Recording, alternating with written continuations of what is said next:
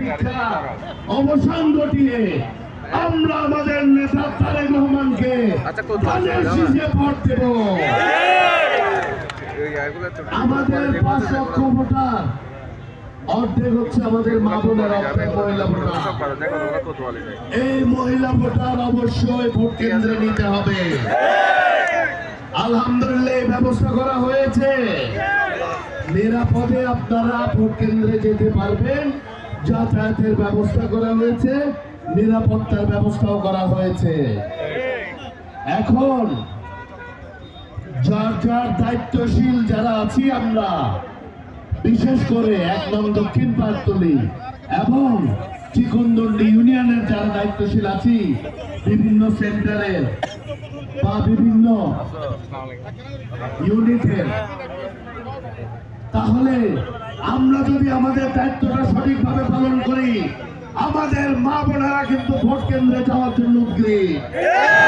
ওনারা চান তাদের সন্তানকে তাদের প্রিয় প্রতীক ধানের শীষে ভোট দিতে।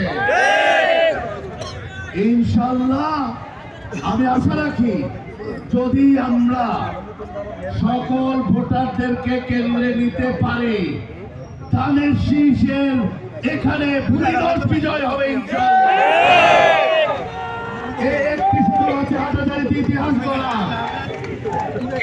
আমরা যদি একটু কষ্ট করি, সমগ্র চট্টগ্রাম শুধু নয়, আমরা যদি একটু কষ্ট করি, সমগ্র বাংলাদেশে সর্বাধিক ভোটে জিতিয়ে দেখাতে পারবো ইনশাআল্লাহ। সেই জনস্রোত ধানের শীষের সৃষ্টি হয়েছে। আমার প্রিয় ভাইদেরকে বলছি, আপনারা রাস্তার আরেকটু ভিতরে যেতে আসেন, যেন গাড়িগুলো যেতে পারে। প্লিজ যারা ভলেন্টিয়ার আছেন আপনারা এটা একটু সাহায্য করেন।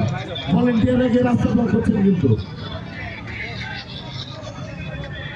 আমাদের এখন দুটো জিনিস মাথায় রাখতে হবে। এক পক্ষ জানে পরাজয় নিশ্চিত, যে জানে পরাজয় নিশ্চিত সে পায়ে পাড়া দিয়ে ঝগড়া করতে চাইবে। আমাদের ঝগড়াঝাটির দরকার নাই। কি দরকার? মাথা ঠান্ডা রেখে ভোট কেন্দ্রে গিয়ে ধানের শীষ। এতটুকু যদি আমরা করতে পারি, এই যে আজকে বিপুল জনস্রোত, মাত্র 2টা ইউনিটের পথসভা, তাও রাস্তা ব্লক করবো না দেখে আমরা জনসভা করছি না, পথসভা করে শেষ করে দিচ্ছি। এখানে যত লোক আছে, অনেক প্রার্থীর এতগুলো ভোটার নাই।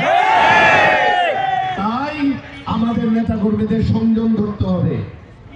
কোন ধরনের বিশৃঙ্খলা করা যাবে না, কারোর সাথে রূঢ় আচরণ করা যাবে না, ঝগড়া বিবাদ ফাসাদ করা যাবে না। হাসি মুখে 12 তারিখ সারাদিন ধানের শীষে ভোটে